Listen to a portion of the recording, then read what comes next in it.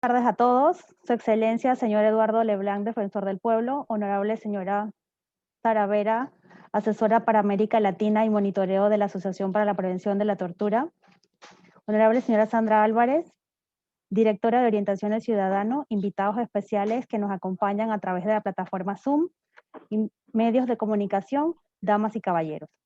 En nombre de la Defensoría del Pueblo, le damos la más cordial bienvenida y un agradecimiento especial por acompañarnos al foro virtual denominado Impacto de la Pandemia en los Derechos Humanos, en el marco de la conmemoración de los 72 años de la celebración de los derechos humanos. Les recordamos que pueden seguir y compartir este foro a través de las redes sociales de la Defensoría del Pueblo en Facebook y YouTube. Agradecemos a todos los participantes enviarnos sus preguntas, las cuales serán respondidas al finalizar las intervenciones de cada uno de los expositores.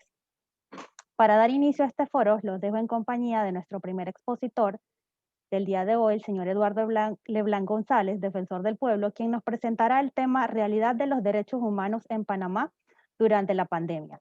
El licenciado Leblanc González es licenciado en Derecho y Ciencias Políticas, estudió un pregrado en la Universidad Latinoamericana de Ciencias y Tecnología, cuenta con un posgrado en Legal Issues of International Business de Georgetown University y actualmente es socio y fundador y vicepresidente en licencia de Signature Regional Law Group, una firma de abogados con presencia en toda la región centroamericana. Bienvenido, señor defensor. Hola, ¿cómo están? Buenas tardes a todos que nos están acompañando. Buenas tardes, doña Sara, Sandra, Luis Ernesto y nuestra anfitriona de hoy, Kenia. Para mí es un honor dirigirme a ustedes en esta semana donde conmemoramos la Semana Internacional, la Semana de los Derechos de la Convención Internacional de Derechos Humanos. Voy a compartir pantalla rapidito, un segundito por acá. A ver. Buenos días, buenas tardes a los que nos están escuchando a través de Instagram Live, de mi Instagram también. Vamos a compartir pantalla. Un segundo. Ok, ahora sí, compartir pantalla. Estamos listos. ¿Ve mi pantalla, verdad? Perfecto. Bueno, privar a las personas de sus derechos humanos es poner en tela de juicio su propia humanidad. Nelson Mandela. Un segundito, vamos acá. Bueno, como les dije, estamos en la semana, más que el Día Internacional de los Derechos Humanos.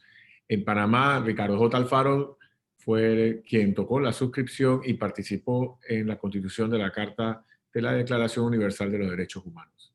El hablar de los derechos humanos en el Istmo es extenso, sin embargo nos enfocaremos en plantear las temáticas puntuales de la población y mayormente afectadas, ¿no?, en el goce de sus derechos humanos. La Defensoría del Pueblo, ahí tenemos el logo original que fue creado en 1997 y tenemos el de ahora en este año 2020-2021. La Defensoría del Pueblo de Panamá es la única entidad que vela por la tutela de los derechos humanos inalienables inherentes y creada mediante Ley 7 de 1997, modificada mediante Ley 41 del 2005 y Ley 55. Somos la única institución cuyo objetivo es promover, proteger y defender los derechos humanos de todos los habitantes del país, no solo panameños, de todos los habitantes del país. Mediante acto constitucional del número 1, del 2004, se eleva a carácter constitucional la Defensoría del Pueblo de la República de Panamá. Vamos a hablar un poquito de la labor de la Defensoría del Pueblo en tiempo de pandemia. Durante el periodo del 9 de marzo del 2020 al 30 de noviembre, nosotros hemos recibido alrededor de 3.369 trámites, de los cuales son 1.149 quejas y 214 peticiones, 8 mediaciones y 1.998 orientaciones. ¿Qué son orientaciones de procesos administrativos, de procesos de tema de índole civil, laborales, violencia doméstica, la justicia comunitaria de paz, temas de justicia de paz, de justicia penal, pues esto es el tema de acceso a la justicia, temas de penitenciario, migratorio, hasta consultas financieras, familiares, de toda índole. La verdad que Si a mí me preguntan la Defensoría del Pueblo en estos momentos, estaríamos hablando de básicamente como que este último recurso que tiene el ciudadano para ser escuchado, ¿no? Recordemos, antes de ir adelante, que la Defensoría del Pueblo es aquella que está para velar los derechos del gobernado frente al poder del gobernante, este gobierno robusto, institucional, fuerte, que en ocasiones, para no decir, no podemos decir que siempre, que en ocasiones se le olvida un poco aquellos derechos que tiene el ciudadano. En cuanto a quejas recibidas, podemos decir que los derechos más vulnerados de los usuarios fueron el derecho, o han sido, y siguen siendo todavía el derecho al trabajo, que pensamos que en el 2021 seguirá creciendo, el derecho a la petición, y esto me gustaría hacer claro y hablarles que el derecho a la petición a veces no lo tenemos muy claro, pero es esa obligación que tiene el Estado en responderte, en que tú le hagas una petición de algo y el Estado tiene que responderte según lo que has preguntado o has peticionado. El derecho a la salud, ahí también hay que hacer un alto. En todo este tema de COVID, en muchas ocasiones hemos olvidado otras enfermedades u otros problemas de la salud. Y no solo es la atención de salud propiamente tal, sino también es la infraestructura de salud, el equipo médico o el equipo de salud que necesitan en algunos lugares donde contamos con centros, subcentros o puestos de salud, pero no contamos ni con material ni con el personal humano. El debido proceso, nosotros la verdad es que luego de ciertos embates de producto de demandas de inconstitucionalidades que presidió la Defensoría del Pueblo, una vez se creó, nos cortaron un par de poderes para nosotros poder examinar algunos temas procesales. Sin embargo, nosotros, esas resoluciones de la Corte que pensaban que nos habían cortado alas o nos habían cortado brazos, no se dieron cuenta que nos dejaron este poder que es el debido proceso. Nosotros no podemos discutir algún tema, alguna decisión de la Corte Suprema de Justicia o de un juzgado o de una fiscalía, pero sí podemos estar pendientes porque es un derecho humano el acceso al debido proceso. Nadie puede ser juzgado sino a través de un debido proceso y por normas previamente constituidas. Entonces, esa parte es importante y esa parte la estamos ejerciendo, la hicimos, fue un caso notorio, por ejemplo, de que no se nos dejó entrar en un proceso que estaba de observancia y lo hicimos saber y es importante que las personas a veces piensan que nosotros, la Defensoría, no tenemos cierto poder, pero sí lo tenemos y en este caso, a pesar de las demandas inconstitucionales, que fueron creo que más de 5, lo mantenemos. El derecho al orden jurídico y otros temas que nos llegan en nuestro Departamento de Orientación Ciudadana y a través de las redes de la Defensoría, del 127 y nuestro WhatsApp. Frente al COVID, mundialmente se han tomado las medidas de bioseguridad excepcionales con relación a la trascendencia y la permanencia afectando derechos humanos. Y en esto quiero hacer una pausa porque nosotros hemos sido vulnerados algunos derechos, otros los derechos han sido de alguna forma, nuestras garantías han sido de alguna forma suspendidas, que si fue la forma o no fue la forma, que si fue a través de un decreto, tuvo que ir a la Asamblea, yo eso se los dejo más bien a los políticos, más bien al órgano legislativo, más bien al órgano judicial, ejecutivo, perdón, bueno, y al judicial, porque hay unas demandas en contra de esos decretos. Lo que sí es cierto es que todavía está vigente el Código Sanitario en esa parte donde le da la facultad al Ministerio de Salud, en ese tiempo la Secretaría de Salud, para restringir movilidad y crear estos cercos sanitarios. Y definitivamente en este tema hemos tenido algunas vulneraciones a nuestros derechos por parte de estamentos de seguridad, por parte de salud. Creo que se han visto afectadas y hay paso al siguiente, personas adultas, privadas de libertad, mujeres, originarios, migrantes. Hemos tenido personas que no han podido tener acceso a solicitudes de asilo, a refugio. Hemos tenido en muy poco caso, y la verdad es que hay que agradecerle al Tribunal Electoral que ha tenido una campaña, a pesar del COVID, de eliminación de apatrias, de la patria. Ha habido víctimas de trata de personas, desplazamientos internos se siguen dando. Es un tema que posteriormente yo creo que vamos a hacerlo para otro segundo Zoom. Este es nuestro primer Zoom y la verdad que les agradezco a todos los que están escuchando y los que nos escucharán después en las redes. Se les agradezco, es la primera Zoom que hacemos. Sí, vamos a tener que hablar, siempre hablamos de este migrante natural que viene de América continental y el extracontinental que viene hacia el sueño americano, pero también hay migrantes naturales de poblaciones originarias o de otras provincias que vienen a ese sueño capitalino, el cual, bueno, no es tanto sueño, se puede convertir también en una pesadilla para muchos. Y eso es lo que tenemos que evitar.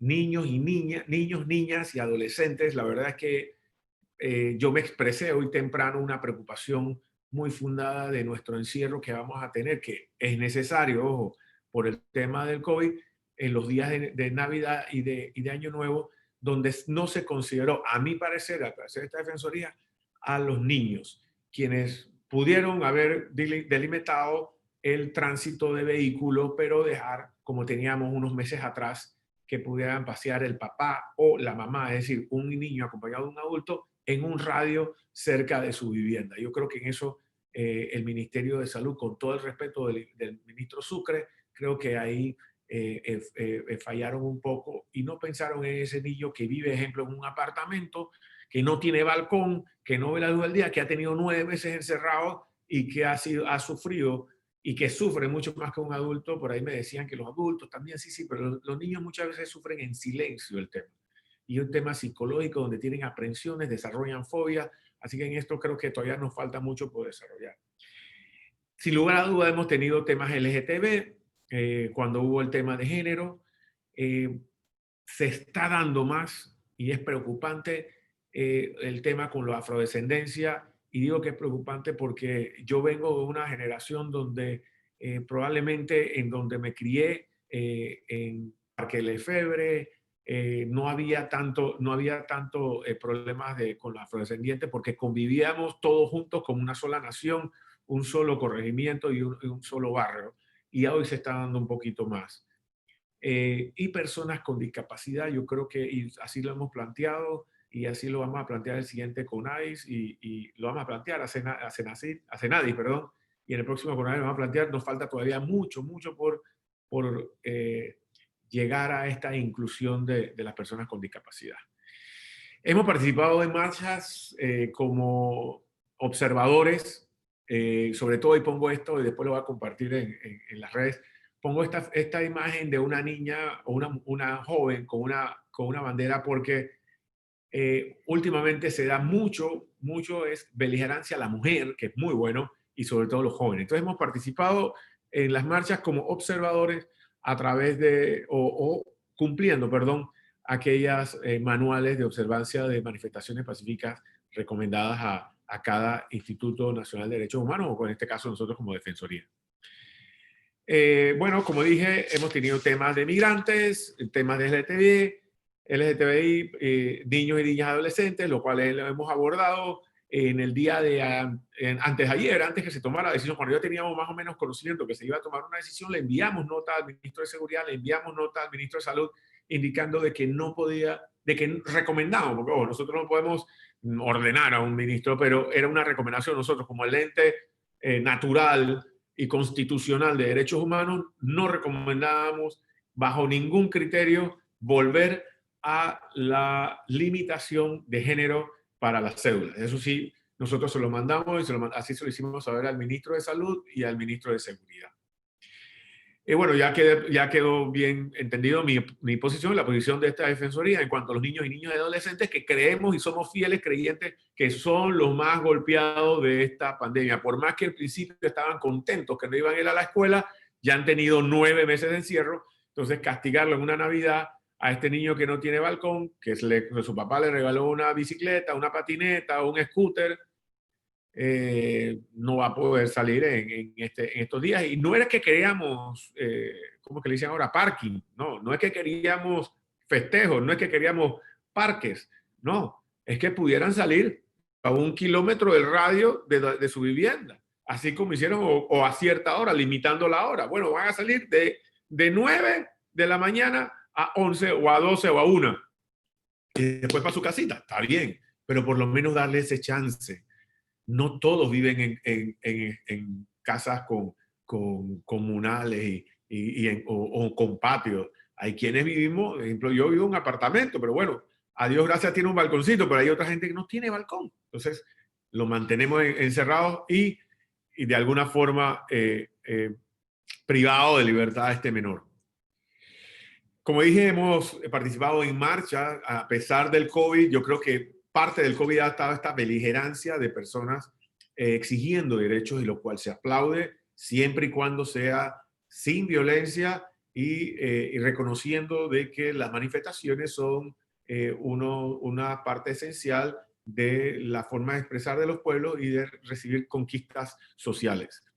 Aquí tenemos los señores de los taxis, gracias a todos los actores en conjunto con la Defensoría del Pueblo, y no es un tema de mí, es un tema del equipo de trabajo, conseguimos evitar una huelga nacional de taxi y postergamos la medida paro no hasta el 15 de enero, lo cual mantuvo bastante tranquilidad a la República de Panamá. Somos los presidentes de la mesa de diálogo a nivel nacional de pro la educación panameña. Hay una foto donde participamos con el equipo de trabajo y los diferentes gremios educadores a nivel nacional. Esto fue muy importante, es muy vital, se logró muchos acuerdos. Lastimosamente no hay un acuerdo propiamente tal en la forma de inicio de clases para el 2021. Yo creo que si de repente nos reuniéramos hoy mismo y buscáramos y habláramos todos, pudiera ser que buscáramos un consenso en vista de los rebrotes de salud. Es importante que hay una extraoficialmente, se puede dar de una forma no solo a distancia, sino también semipresencial. Semipresencial. Hay un tema importante que es los no conectados y que todavía se está conversando con el Ministerio de Educación, aquellos alumnos no conectados que tienen que conectarse, tienen que formar parte de la educación a distancia, y este año 2021 tiene que ser un año de nivelación, un año de aquel estudiante que no pudo recibir bien clases estos primeros meses del año. Los profesores, con su sapiencia, su conocimiento y su profesionalismo que todos tienen, van a llevar a estos niños o jóvenes, de ejemplo, que estaba en quinto grado, pasó a sexto, los primeros meses, nivelarse para que todos estén parejos. Va a ser ardua, y sé que los profesores, con todas estas reuniones que hemos tenido, van a dar lo mejor de sí. Se ha reactivado una buena obra que tenían aquí en la Defensoría y que ha funcionado, que es la Defensoría Móvil, que es ir a las comunidades. Algo bien importante que criticaban a la Defensoría del Pueblo antes que yo llegara, o al momento que yo llegué, cuando me criticaban a mí y me decían: no queremos, señor Leblanc, que usted sea alguien refrigerado. No, yo creo que los que ya me conocen saben que yo nunca he sido una persona refrigerada desde que estaba en la época de los clubes cívicos.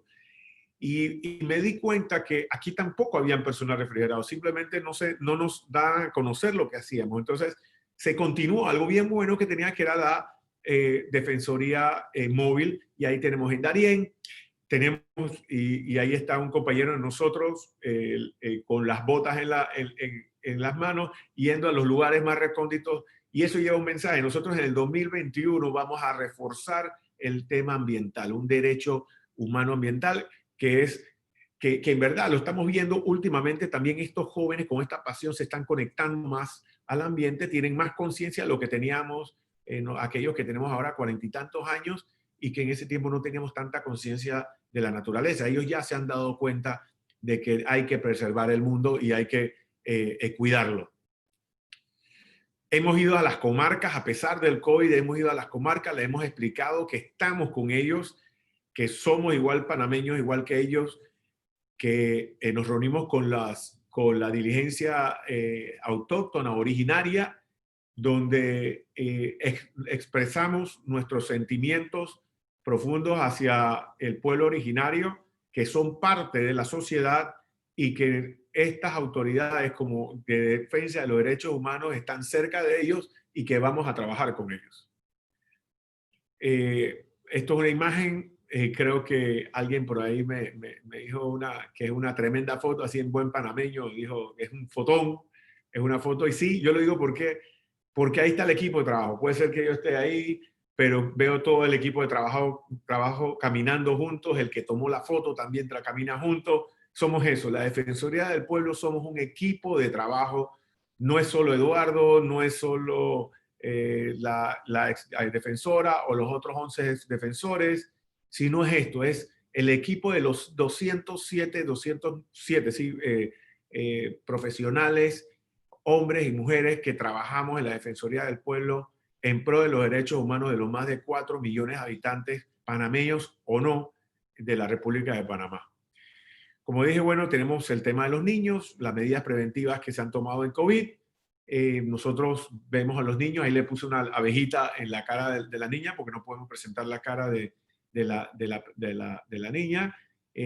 Independiente, y esto tiene un mensaje, independientemente de la nacionalidad, independientemente de tu estatus social, independientemente el estrato socioeconómico, independientemente que estés por paso, independientemente si tienes una condición o no, ahí va a estar la Defensoría del Pueblo. Nosotros vamos a estar a ayudarte y lo estamos demostrando en estos 3 últimos meses. No digo que los anteriores lo han hecho, estoy hablando por mi generación, por mi administración. Yo estoy muy seguro que ellos también han hecho su trabajo, pero de esta nueva era estamos con ustedes, estamos caminando, estamos recorriendo el país, hemos ido a Coclé, hemos ido a Los Santos, a Veragua, la comarca de Veraunán, hemos ido a Darién, hemos ido a Chiriquí, hemos ido a Boca, hemos ido a casi, porque la suspendimos ahora por la pandemia, casi todos los lados de Panamá. Nos falta en Veraunán, nos falta la comarca Nazo, nos falta visitar un poquito más Bocas del Toro, nos falta adentrarnos un poquito más en las partes alejadas de Veraguas y de Herrera, pero para allá vamos. Nos falta Colón y San Blas, pero para allá vamos. La verdad es que ha sido un trabajo arduo de todo el equipo en estos 3 últimos meses. Hemos ideado herramientas nuevas que vienen ya pronto. Hemos duplicado esfuerzos y así pronto, creo que por ahí lo hablará Sandra, se nos han duplicado, triplicado. Y es bueno las quejas y las ayudas y las llamadas de asistencia que hemos tenido.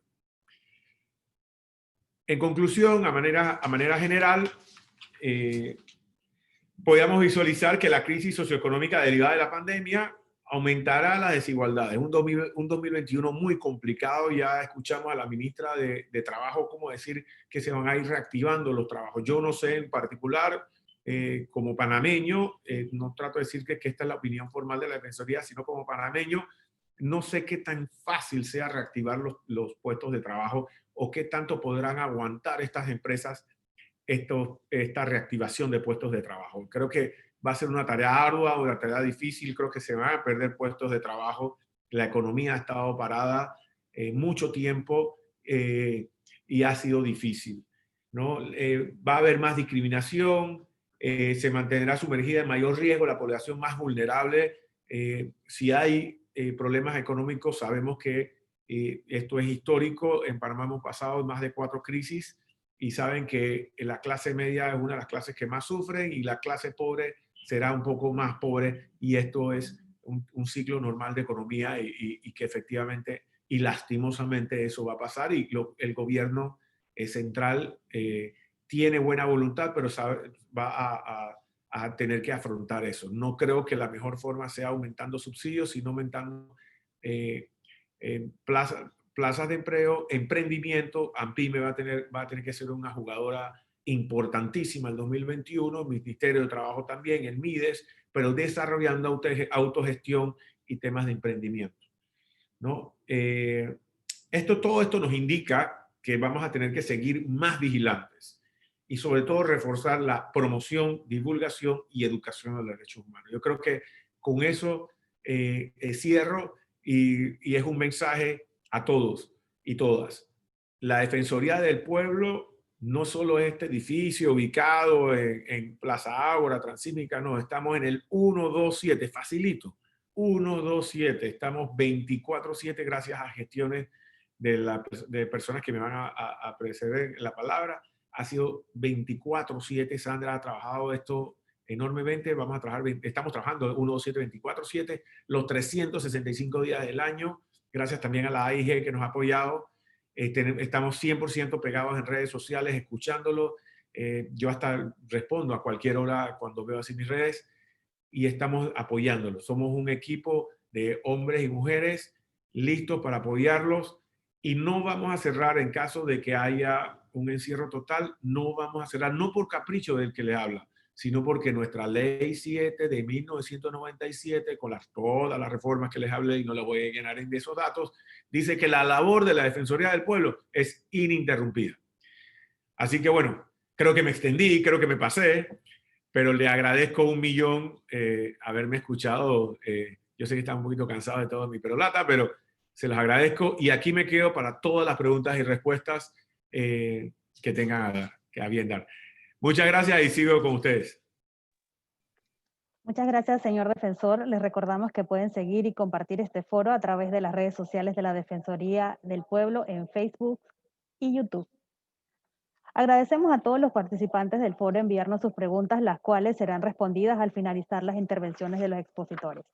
A continuación nos acompaña la licenciada Sara Vera, asesora para América Latina y monitoreo de la Asociación para la Intervención de la Tortura.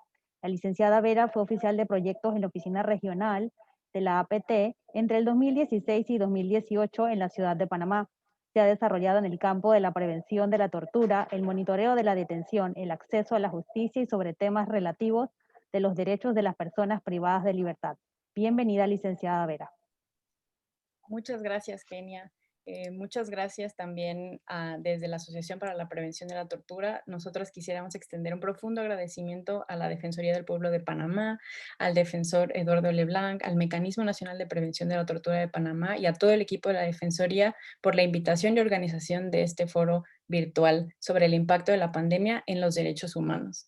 Me permito antes aprovechar la ocasión para compartirles un poco de información sobre la Asociación para la Prevención de la Tortura.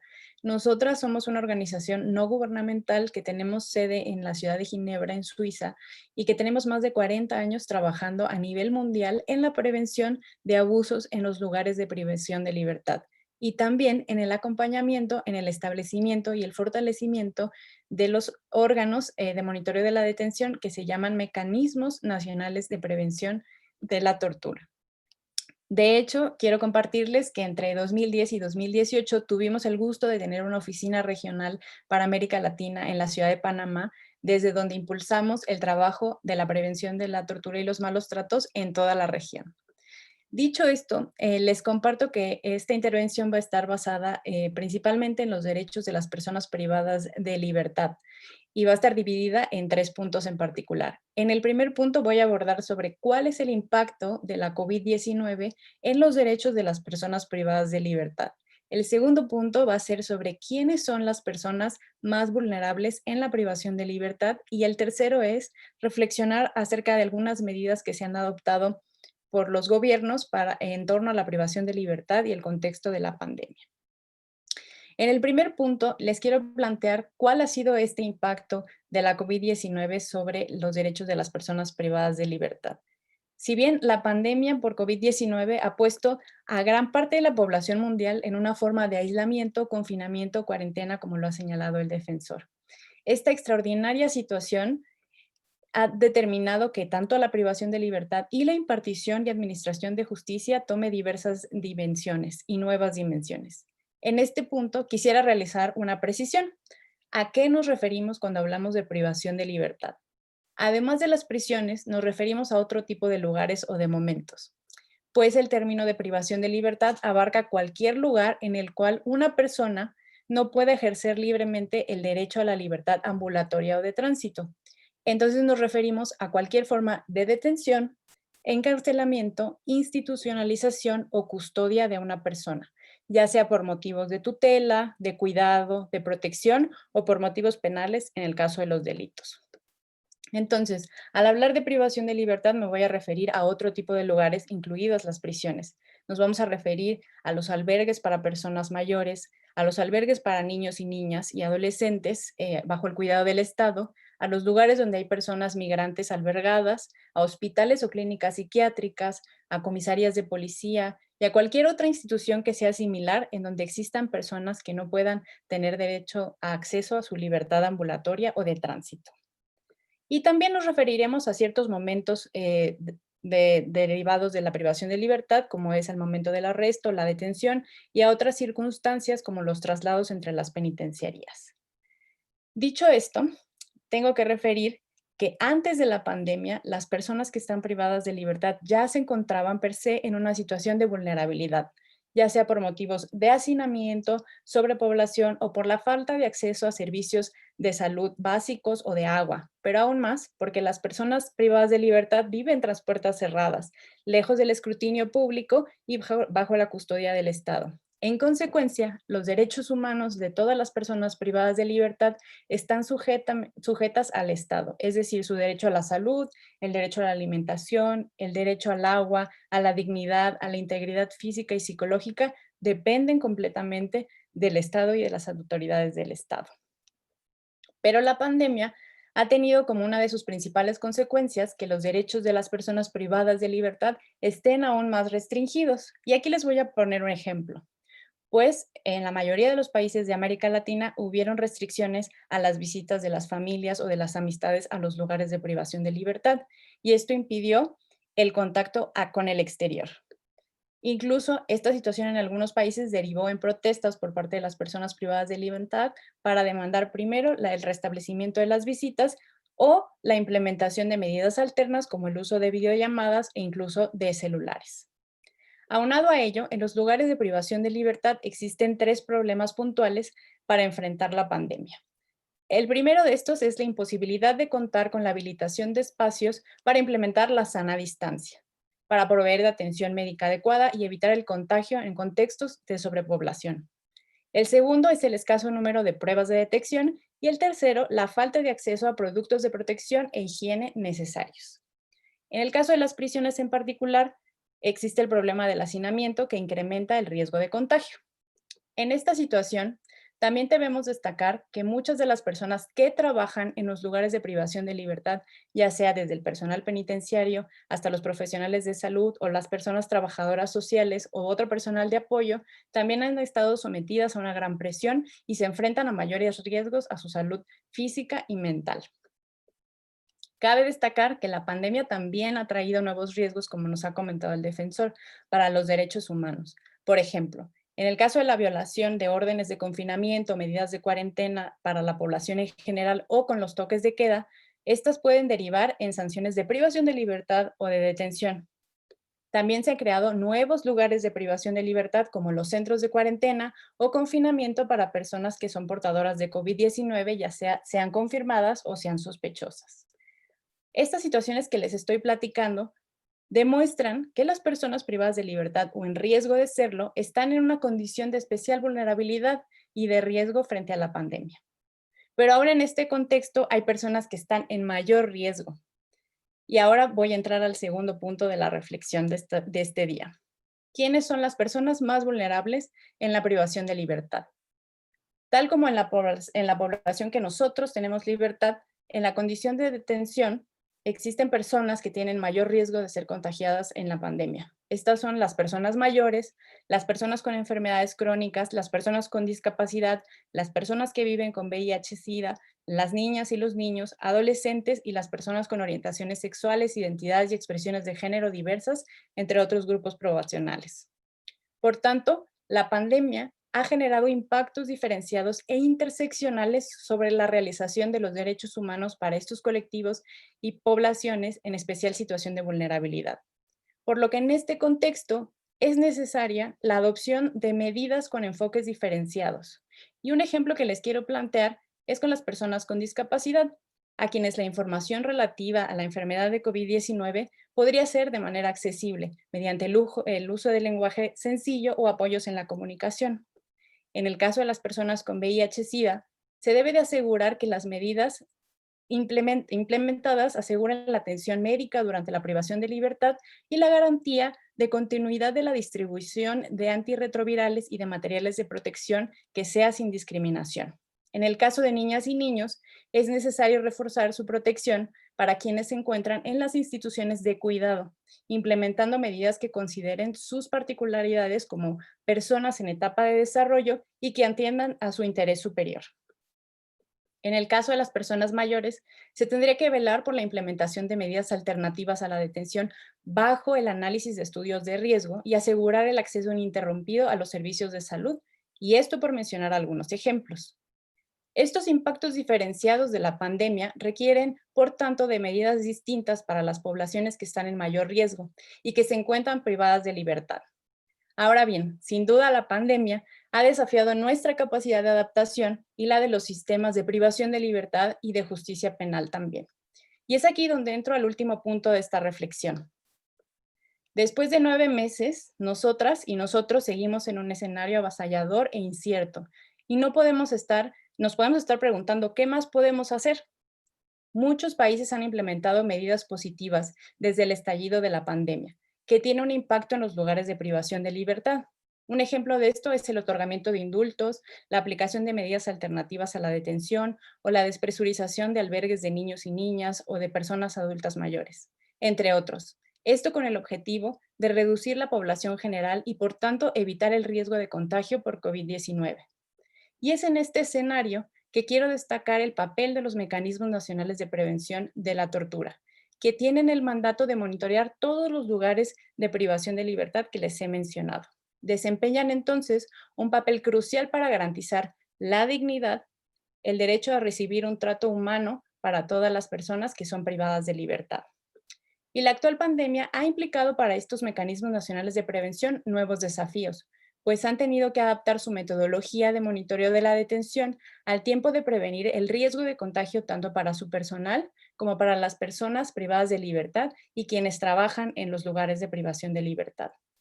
Y es en este contexto que el papel del Mecanismo Nacional de Prevención es más crucial y relevante que nunca, pues estos órganos tienen la facultad de conocer de viva voz lo que ocurre tras puerta cerrada en los lugares de detención o de privación de libertad, y pueden realizar recomendaciones y brindar consejo a los estados para saber cómo proteger la salud, la seguridad y el derecho a la dignidad humana de las personas que son privadas de libertad. Además, el carácter global de esta emergencia sanitaria mundial representa una oportunidad única para fortalecer el trabajo cooperativo entre los mecanismos nacionales de prevención de la tortura, las defensorías de pueblo, las instituciones nacionales de derechos humanos y entre los gobiernos para que intercambien prácticas y aprendan los unos de otros. Esto con el fin de promover respuestas efectivas ante la COVID-19 en materia de garantía de derechos humanos. Es así como la experiencia que hemos acumulado después de estos 9 meses de enfrentar la pandemia en los lugares de privación de libertad, pero también en materia de derechos humanos en general, nos ha revelado 3 lecciones. La primera de ellas es que las medidas que adopten los estados siempre deben de ser desarrolladas e implementadas a partir de 3 criterios: el criterio de legalidad, necesidad, proporcionalidad y también considerar la temporalidad.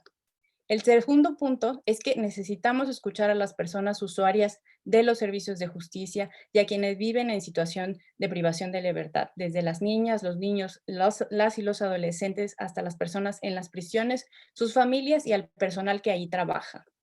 Y el tercero es que para nosotros la prevención de la tortura a través de la labor de los mecanismos nacionales de prevención y el intercambio de lecciones aprendidas entre diversos actores es más necesaria que nunca para enfrentar los nuevos riesgos y desafíos que estamos identificando y también para promover medidas que prevengan el contagio en los lugares de privación de libertad. Por último, quisiera dejarles la reflexión de que hoy, si bien estamos frente a un contexto desafiante y cambiante, también tenemos la oportunidad de garantizar que la situación actual se convierta en un punto de inflexión y tenga un efecto positivo en la condición de nuestros derechos humanos y en particular de los derechos de quienes son más vulnerables y de quienes están en mayor riesgo de enfrentar discriminación, ahora y después de la pandemia por COVID-19. Desde la Asociación para la Prevención de la Tortura, agradecemos su atención y la invitación a la Defensoría del Pueblo de Panamá. Muchas gracias, licenciada Vera.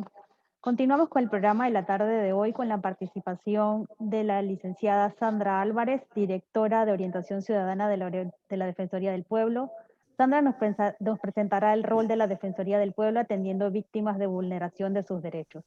Sandra Álvarez es la directora encargada de orientación al ciudadano y delegada de acceso a la información pública. Es licenciada en Derecho y Ciencias Políticas de la Universidad Latinoamericana de Ciencia y Tecnología y actualmente cursa una maestría en docencia superior en la Universidad Latina. Bienvenida, licenciada Sandra.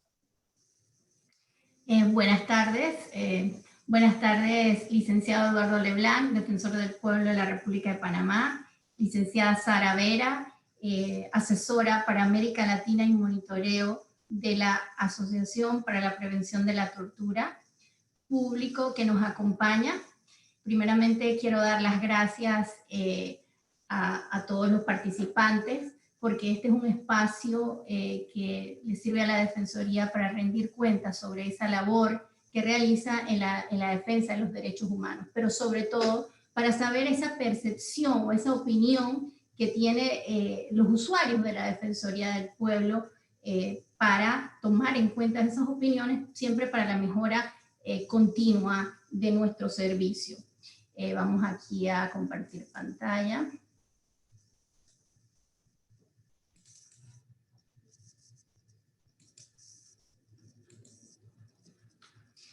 El tema que nos ha tocado abordar esta tarde, el rol de la Defensoría del Pueblo atendiendo víctimas de vulneración de derechos humanos. Bueno, es un tema bastante amplio, ¿verdad? Ya el Defensor del Pueblo nos dio un pantallazo bien grande de esa ardua labor que se realiza en la Defensoría del Pueblo. Y sí quiero iniciar esa presentación señalando pues que nuestras actuaciones siempre van a estar fundamentadas en la Ley 7 que crea la Defensoría del Pueblo y que fue robustecida pues por el rango constitucional que se le dan con las reformas del 2004 y se nos reafirma pues esa función de proteger los derechos fundamentales establecidos en la Constitución, esas garantías no solo en la Constitución, sino también en los convenios internacionales y la ley. Entonces, tenemos esta presentación la voy a estructurar en 3 ejes temáticos, de acuerdo a esa fundamentación, que son el de vigilar, proteger y promover los derechos humanos. En ese sentido, esta función pues, de vigilar los derechos humanos y en el contexto de la pandemia ha sido uno de los principales retos que ha tenido esta institución, que no solo ahora en la pandemia, sino desde que se inició, ha tenido esas funciones bien activas. Pues en este momento, uno de los principales retos era mantener activa y accesible la institución para aquellas personas que pudieran considerar en estos momentos que las restricciones de las garantías que se estaban dando en el momento por parte de las autoridades tuvieran esos criterios que establecen los convenios internacionales, la necesidad, la proporcionalidad y la temporalidad. Entonces nosotros, como Institución Nacional de Derechos Humanos, somos los que tenemos que estar vigilantes de que esos principios se cumplan por parte de nuestras autoridades, por un tema de cumplir con esos compromisos que ya suscribieron. Entonces nosotros somos parte coadyuvante en esa labor. Entonces, dentro de esos retos nos tocó asumir estrategias efectivas y eran estrategias que incluso generaban gastos, recursos, capacitación del personal, porque nosotros debemos saber que no todos los que trabajamos en la Defensoría del Pueblo son millennials, hay de todas las generaciones. Entonces, era tratar de adaptar a un equipo a las nuevas tecnologías. Y es donde la única herramienta que se daba en ese momento era el uso de las TICs, las tecnologías de la información y la comunicación. Y es allí entonces donde se idea pues una línea de WhatsApp para poder tener ese contacto con el público, ya que en un momento cuando se da en marzo, inicia el tema de la pandemia, había un temor general, no solo en Panamá, en el mundo. Entonces no se sabía qué era lo que iba a pasar, pero nosotros como institución de derechos humanos teníamos que seguir nuestra labor. Y es así como la institución, a través de la Dirección de Orientación al Ciudadano, tiene ese contacto con la ciudadanía y recibiendo las quejas o las orientaciones a través de la línea de WhatsApp. Pero en esta institución es muy importante que la pandemia a todos no les llega por igual. No obstante, la pandemia no discrimina, le llega a todos. Entonces, como lo ha señalado la licenciada Vera, hay grupos en condiciones de vulnerabilidad que se ven más afectados de lo que ya todos estamos afectados, ¿verdad? Entonces, la Defensoría trata de buscar un contacto directo o más rápido a través de una línea de teléfono corta, la línea 127, que además es gratuita, para que todas las personas puedan acceder a la institución y presentar sus quejas y sobre todo recibir esa orientación técnico-legal de parte de nuestros oficiales de derechos humanos.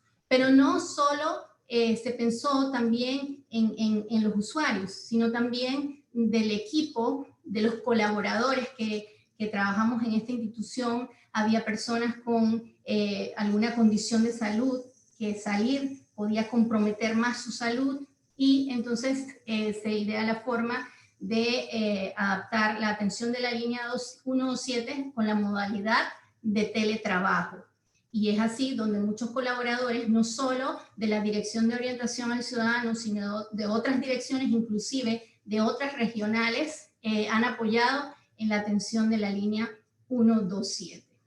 Así que posteriormente, cuando se va normalizando, bueno, vamos regresando pues a esa atención que era la que en principio, cuando todo está normal, se da, que es el contacto directo con el usuario, pero sí regresando y tomando en cuenta todas las medidas de bioseguridad señaladas por las autoridades de salud. Se establece aquí un comité de salud vigilante de que todos cumplamos esas medidas para salvaguardar nuestra salud y de las personas que acuden a la Defensoría del Pueblo.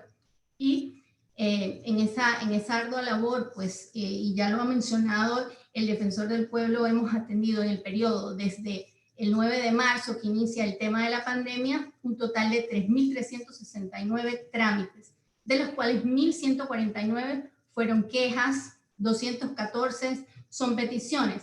Al hablar de peticiones señalamos aquellas situaciones que tal vez no se van a investigar por una vulneración de un derecho humano fundamental. No obstante, el ciudadano confía que con la intervención de esta institución puede lograr obtener de una manera más rápida y efectiva esa atención. Entonces también hemos realizado procesos de mediación, los cuales han sido 8, pero también se ha brindado un total de 1.998 orientaciones en diferentes tipos de procesos, como los ha señalado el Defensor del Pueblo. Y en cuanto a las quejas que son recibidas para investigación, los derechos que mayormente fueron señalados como vulnerados por los usuarios fueron el derecho al trabajo, el derecho a petición, el derecho a salud. En cuanto al derecho al trabajo, las situaciones que más se señalaban en ese momento era por la cantidad de contratos que fueron suspendidos, porque muchas personas también fueron destituidas, incluyendo ahí personas con discapacidad, ¿verdad? Entonces, nosotros iniciamos investigaciones para determinar si ha habido algún tipo de violación a los derechos de estas personas. En cuanto al derecho de petición, ya lo explicó el señor defensor.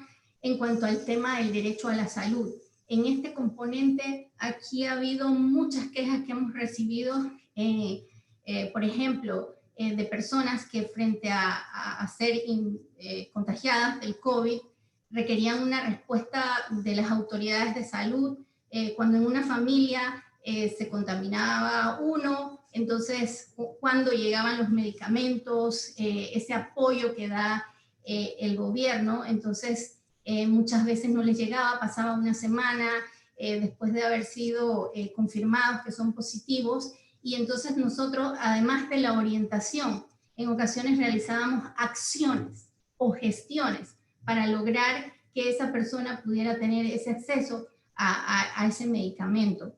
Entonces también en el tema de salud hemos tenido, a propósito del tema de la licenciada Vera, muchas situaciones de privados de libertad, que son señaladas aquí por sus familiares, inclusive por los propios privados de libertad, en el tema del derecho al acceso a la salud.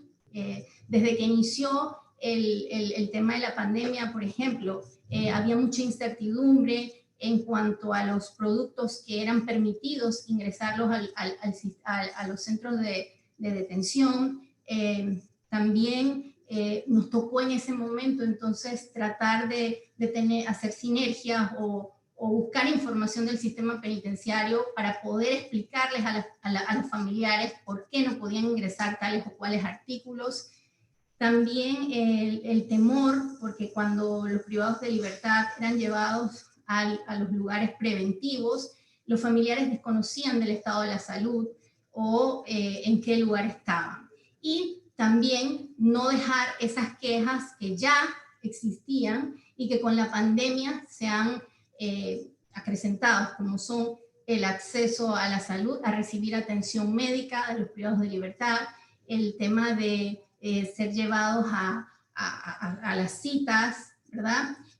A tener una alimentación adecuada y de calidad, a tener el acceso a un ambiente, porque como usted bien lo señaló, licenciada, cuando una persona es privada de libertad, solo se limita un derecho, que es la libertad. El resto de los derechos deben estar vigilantes.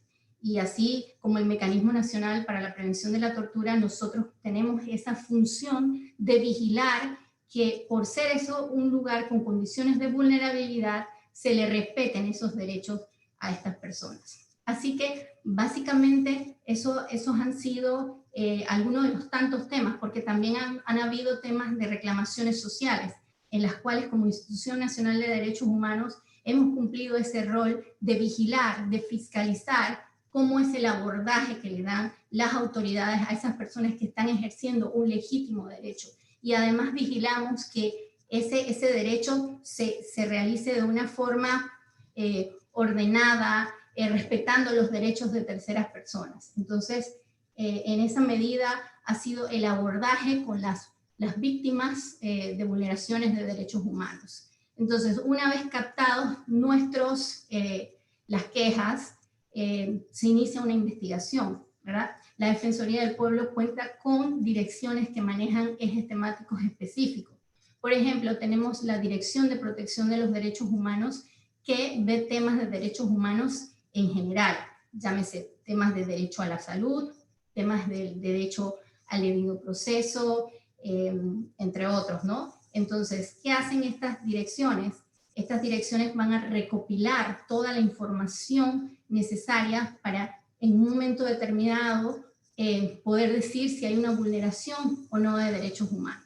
Si bien es cierto, las resoluciones o las decisiones de la Defensoría del Pueblo no tienen un carácter coercitivo, pues no tendrán el carácter coercitivo, no podremos privar de libertad a alguien o no podemos limitar a alguien de una libertad.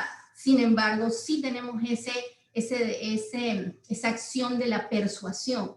Y como bien lo ha señalado el Defensor del Pueblo desde que llegó a su administración, va a hacer públicas todas las situaciones que vayan contrarias a los derechos humanos. Y no solo va a hacerlas públicas, sino que también las va a poner en conocimiento de las autoridades competentes para que puedan ser sancionadas penalmente en la medida en que conculquen derechos humanos fundamentales.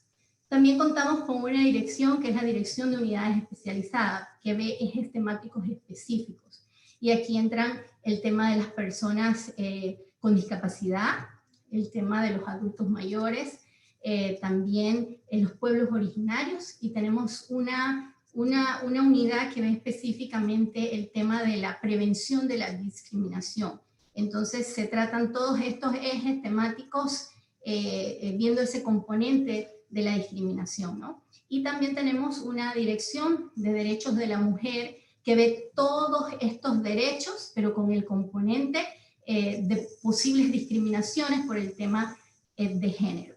Entonces, estas direcciones se encargan de hacer esa recopilación de toda la información necesaria para determinar si hay violación de derechos humanos, pero sobre todo para atender esas situaciones de derechos humanos y que las autoridades se detengan en esos actos que lesionan estos derechos, ¿no? Pero también tenemos una función muy importante, es la última, pero para mí es una de las funciones más fundamentales. Yo soy fiel creyente del derecho a la educación, que cuando tú tienes conocimiento, tienes educación, puedes evitar injusticias. Entonces, es básico de nosotros como Institución Nacional de Derechos Humanos, y lo establecen nuestras funciones, de promover el conocimiento de los derechos establecidos en la Constitución, en los diferentes convenios, ¿no? Entonces, y es muy importante, porque a veces tú les haces una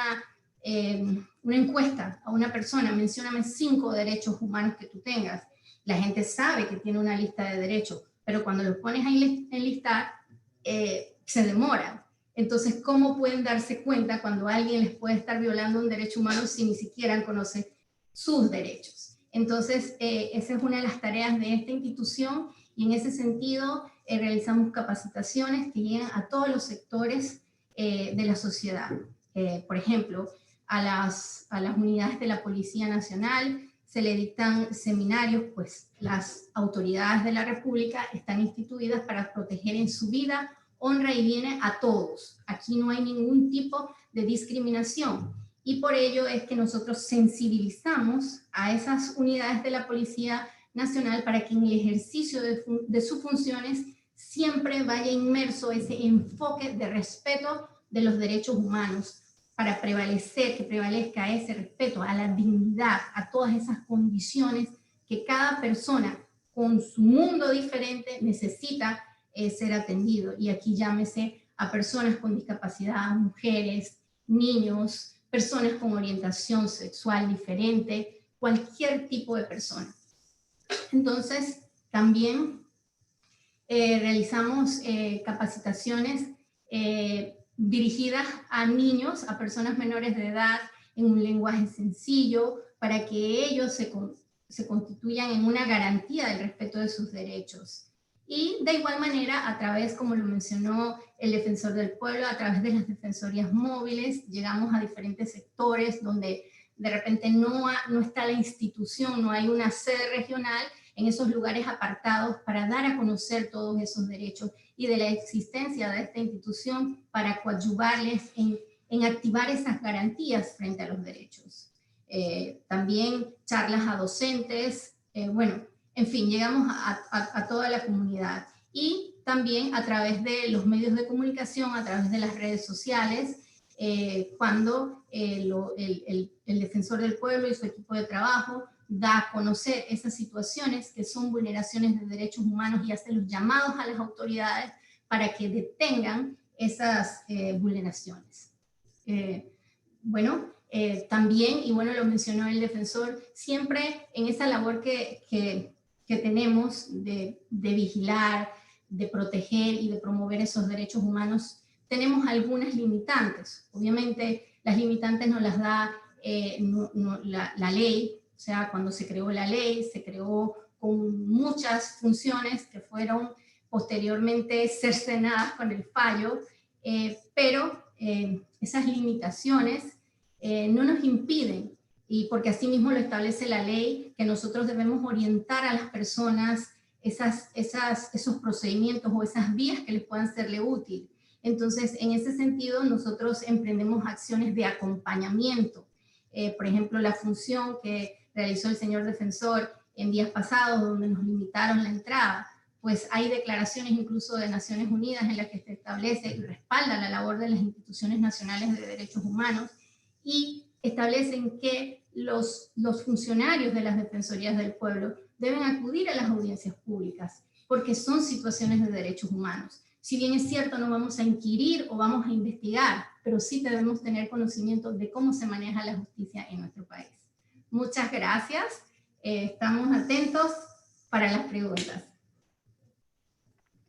Muchas gracias, licenciada Sandra. Culminada la participación de los expositores en este foro virtual denominado Impacto de la pandemia en los derechos humanos, en el marco de la conmemoración de los 72 años de la Declaración de los Derechos Humanos, damos inicio al periodo de preguntas y respuestas. Hoy nos acompaña en este foro la periodista Irene Acosta, periodista del diario La Estrella de Panamá. La pregunta va dirigida al defensor del pueblo, el señor Eduardo Leblanc. ¿Cuáles son algunos de los derechos que se han visto mayormente vulnerados en la población panameña? Adicional, nos consulta cuáles son las cifras y cuáles son esos resultados en cuanto a las denuncias sobre los diversos derechos que han sido vulnerados. Ok, tal cual como lo dijo la licenciada Sandra, nuestra directora de Orientación Ciudadana, el derecho al acceso a la salud, el derecho a la petición, son los primeros derechos que han sido más vulnerados.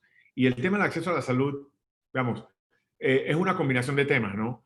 Se ha dado es porque el Ministerio de Salud y la Caja Social se ha abocado 100% o un 90% los primeros meses del año al ataque del COVID, que es entendible.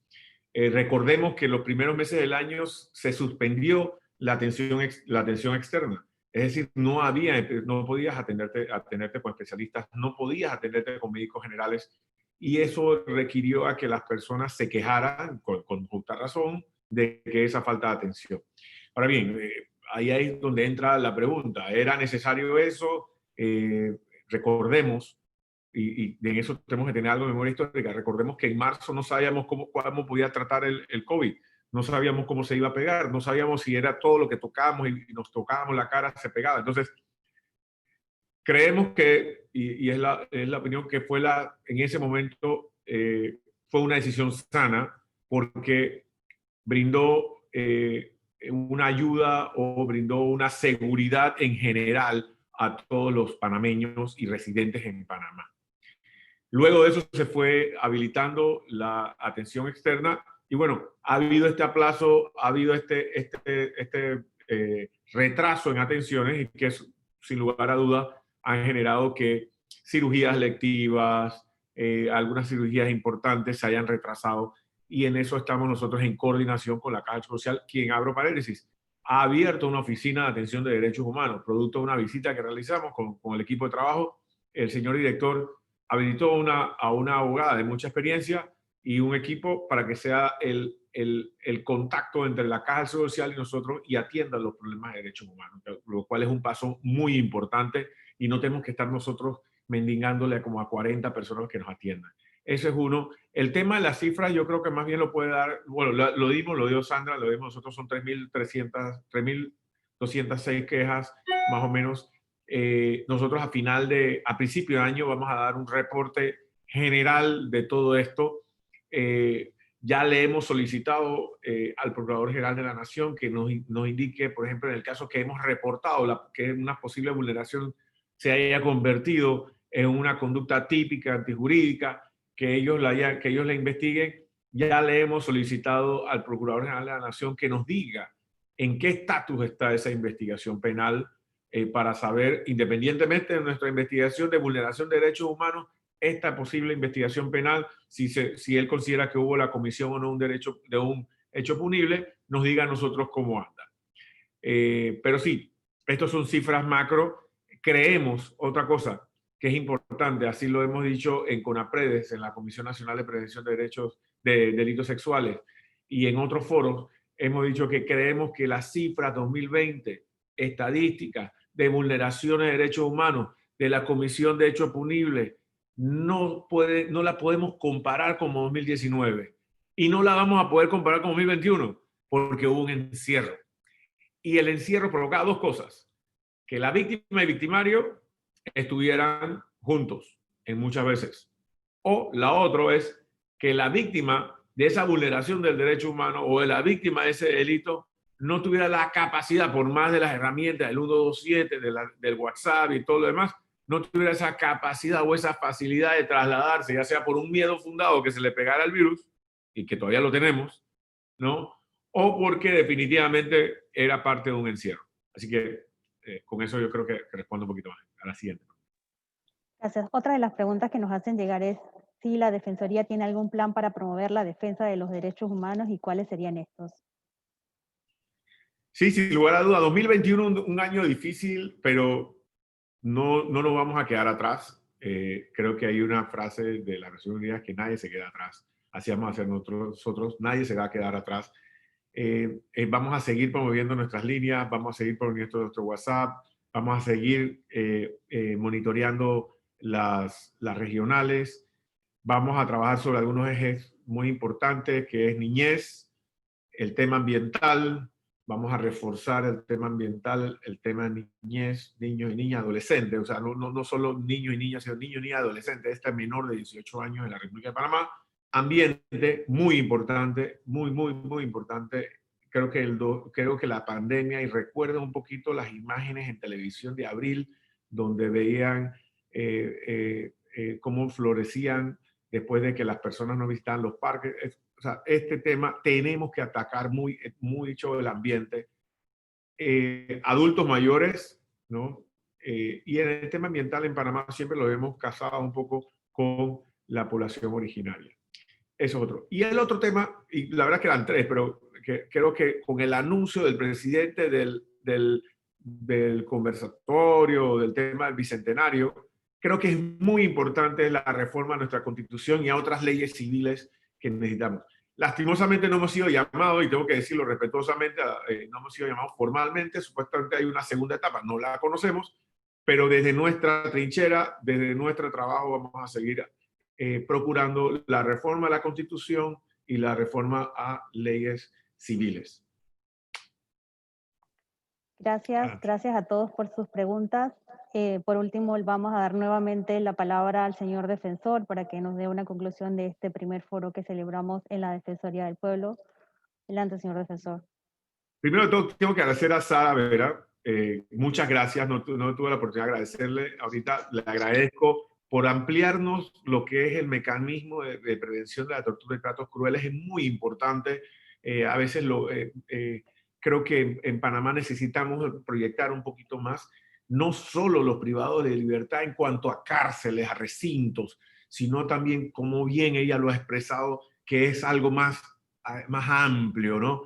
De aquellos albergues de menores, aquellos menores infractores, aquellos menores que han sido abandonados por su padre y su madre, aquellos menores que la sociedad los rescata de algún lugar. Esto es muy importante, es una relación importantísima que tiene este mecanismo con el Estado, con el CENIAF, con el MIDES, ¿no? Que busca la protección de ese menor que más allá, después de sus 18 años, nosotros queramos que sea el futuro de la patria y que no sean personas de mal, sino personas de bien. El convivir, el crecer en un lugar, en un albergue, no es sinónimo de una persona de mal vivir, no es sinónimo de una persona fracasada. No, hay historias de éxito de niños y niñas que han crecido en lugares, en albergues, que han crecido en lugares sustitutos, productos luego de los albergues. Y hay historias de éxito de personas que han estado privadas de libertad y se han recuperado y han sido adelante.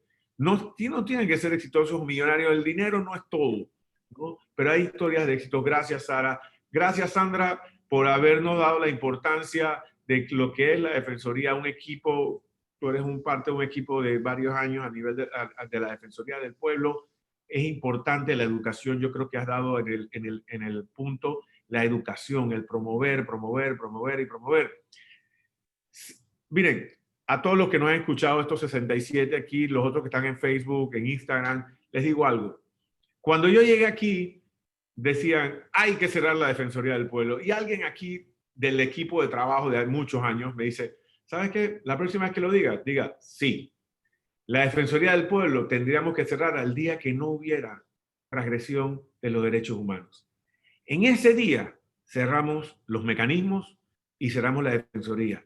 Y ese día va a ser los mejores días de todos nosotros, los que convivimos en este mundo. No olvidemos de Panamá, en este mundo. Ojalá no necesitaríamos Defensoría del Pueblo. Ojalá no necesitemos mecanismos de prevención de tortura y tratos crueles. El momento que no necesitemos eso, seremos un país con más paz y mejor convivencia. Muchas gracias por la oportunidad de dirigirme a ustedes. Yo soy una persona y somos un equipo abierto y estamos de la mano con ustedes. No son un eslogan, estamos en redes sociales, estamos en el 17, Sandra, el WhatsApp es el 66. El 6670-2222. Se me olvida. 6670-2222 en nuestras redes, Instagram, Facebook, Twitter, YouTube, todo. Muchas gracias, Sara, nuevamente, Kenia, Luis, Ernesto, a todos los que están detrás de todo esto. Gracias, este es nuestro primer Zoom y no el único. Y vamos a hacer otro interactivo y vamos a volver, Sara, te vamos a volver a invitar en otro y gracias. Gracias. Gracias y buenas tardes. Hasta luego. Hasta luego. Gracias a todos. En nombre de la Defensoría del Pueblo agradecemos a todos su participación y habernos acompañado en la tarde de hoy, al igual a las personas que nos siguieron a través de Facebook, Instagram y YouTube. Que tengan buenas tardes.